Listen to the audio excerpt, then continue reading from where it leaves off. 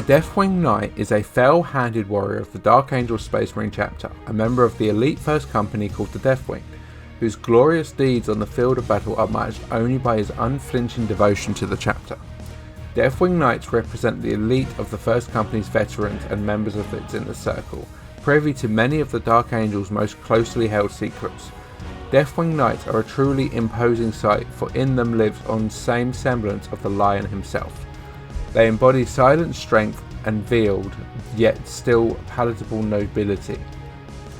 In the stratified chapter organisation of the Dark Angels and the other Unforgiven chapters, the Deathwing Knights represent the elite. Only the Masters and Grand Masters of the chapter rank higher, and they are only chosen from among the company of the Deathwing Knights, who are also members of the chapter's inner circle. None but the most fell-handed of warriors from the first company are promoted into the inner circle of the Deathwing, and displaying skill in battle is not enough to receive the honour of knighthood. A warrior must be wholly dedicated to the chapter and must display an obsessive need to carry on the chapter's secret crusade to hunt down the remaining fallen. Come build, collect and play.